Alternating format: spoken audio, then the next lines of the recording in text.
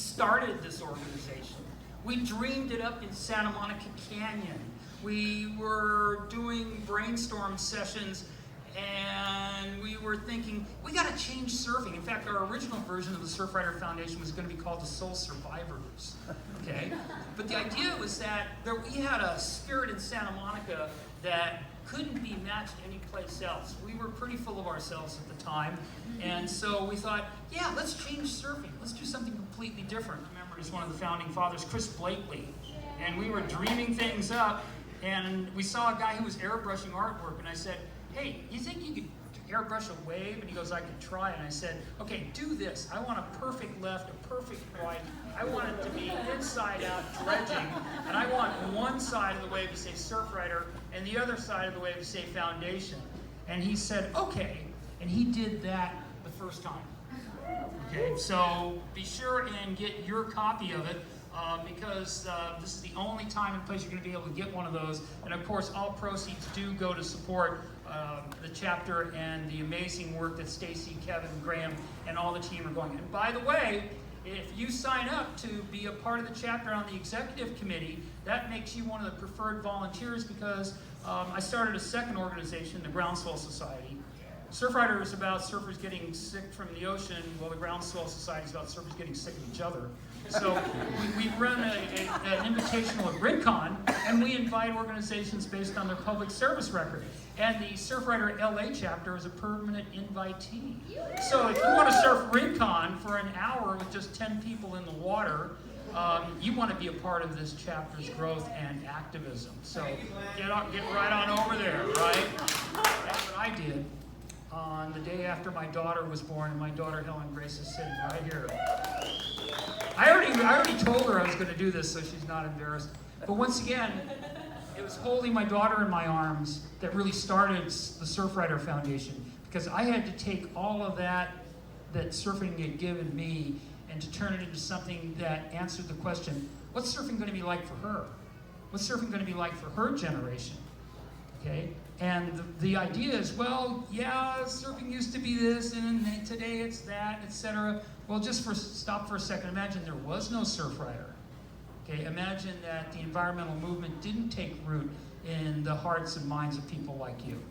Okay, so the idea was to create an opportunity for people to have a tool so that they could be active in terms of making the world a better place, not only for themselves and their family and their friends, but for future generations. So once again, Surfrider, you want to see it as a tool to accomplish something that's important, and it's got to be important to you personally. I saw the Pacific Ocean, and I was like, he came in at night, and we checked in, and I come out on a balcony the next morning, and there's Santa Monica Bay. There's the Santa Monica Pier. There's POP Pier. It's whistling offshore. The ocean's a bright blue. I'm from a brick apartment in the Bronx in New York, and I was stoked. Okay? So I went, where are we going? Well, let's call it Surfrider. It wasn't after the beach. It wasn't after Blake's book or anything. It was all based on the name of that hotel where I had that first moment of, wow, the Pacific Ocean. Okay? But the other problem we had was that we were surfers. So we thought, in the tradition of Mickey Dora, people are going to think this is some kind of scam or something. Oh, I know what we'll do. We'll call it a foundation, because foundations give away money. That sounds pretty respectable, right? So that's why it's called what it is. Once again, that certain insouciance that we had as surfers from Santa Monica, which I hope I see out there in the audience in ever greater amounts as you volunteer your time for the chapter. Okay, so these guys, him, and Kelly's working on it. I can see some legacy coming out of him slowly but surely, But and any number, and Laird and those guys, they're coming around. But it's all thanks to Tom early on that really gave us a different version of how to officially be the kind of surfer that we thought we needed to be to earn what the ocean had given us. Okay, it's completely ruined. Okay, so that's what we were fighting for our first victory, was protecting the shape of a perfect wave.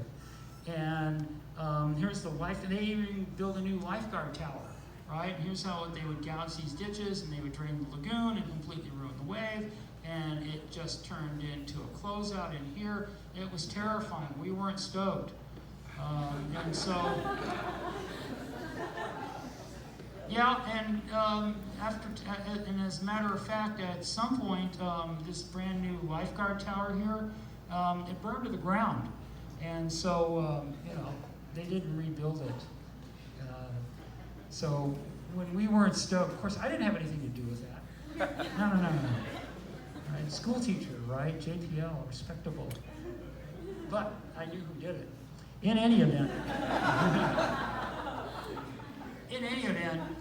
the idea was, where should this drain? Now, this shouldn't even be here. This should all be one big lagoon. Okay? And that's what the Lagoon Restoration Project did. But once again, that's for another discussion. But the whole idea of, and here I am using Mac Paint on my original Macintosh to do the graphics, so we would then be able to let the reef kind of repair itself. Because when they were draining the lagoon, they drain it, you know, no matter what time of day, whatever the bulldozer's schedule was, that's when they'd come down and open it. Whether it was, the surf was good, a lot of people in the water, nice sunny day. Yeah, okay, Joe, jack her down. We got to go down and drain the lagoon down Malibu. So they would go ahead and dig their ditch, and then we'd go out there and try and block it. And once again, there's my dear friend Paul Minkoff leading the charge, and they're trying to actually block this off, and they were successful. But notice how big this lagoon is, okay? I mean, Malibu is subject to huge natural forces, starting with storms in the North Pacific that create rainfall patterns that then affect the erosion processes in one of the largest watersheds in all of Southern California. Okay, so the idea of what are we going to do as surfers? So here's what we did, and we got Tom to use his official connections. There's me in Surfrider's original office in Pasadena. Okay, so, and there's my Macintosh, and so off we went, and we made a presentation on October 12, 1984, and Malibu Parks officials could see the consequences of their decisions and hear from a room full of angry surfers. It's a fun place to be, okay, if you know what you're talking about, and we did.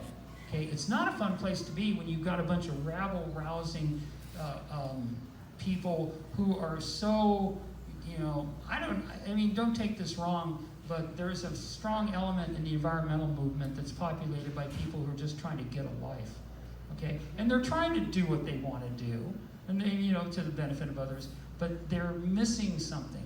And you'll see there's been any number of issues over the years that were just absolutely fatuous in terms of the environmentalists just screaming about stuff, when in fact, if they would have listened to some reason, they would have gotten what they wanted much more easily, and they would have offended less people.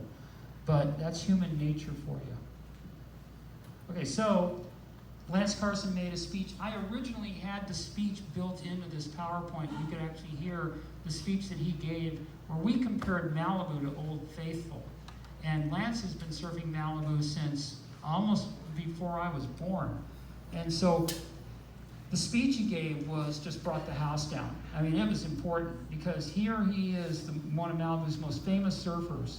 Not Mickey Dora wasn't there, right? Johnny Fain wasn't there. Dewey wasn't, none of those guys, but Lance was, okay? He was a stand-up guy. He stood up and gave a speech that compared surfing Malibu to being a part of something no different than watching Old Faithful.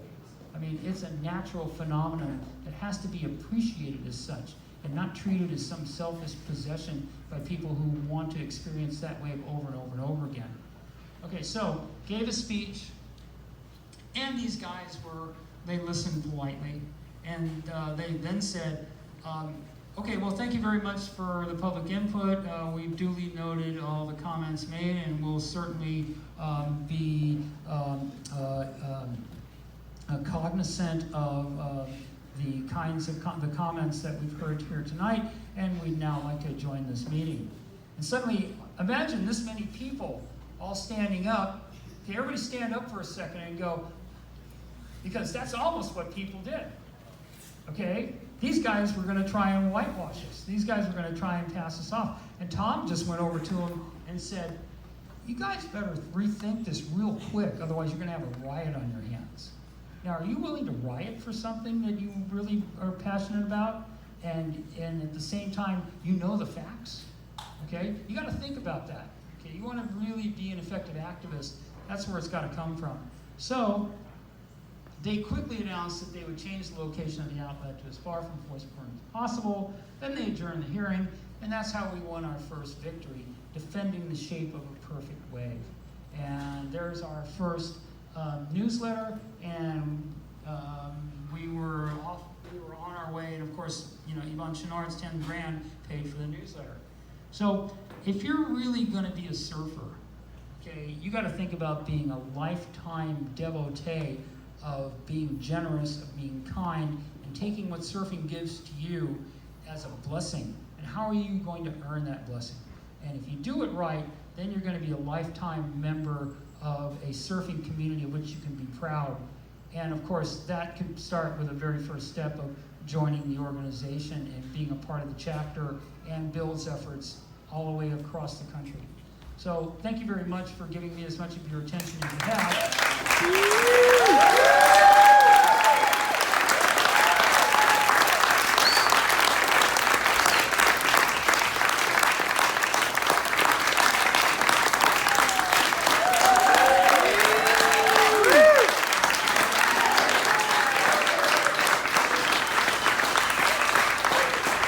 So really quickly, just on the heels of what Glenn has been talking about tonight, we've had free food, we've had free beer.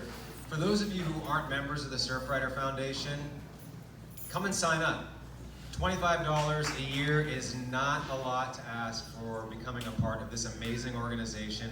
85% of that membership fee goes directly to the programs and campaigns that we're not only working on here in LA, but throughout our grassroots network across the country.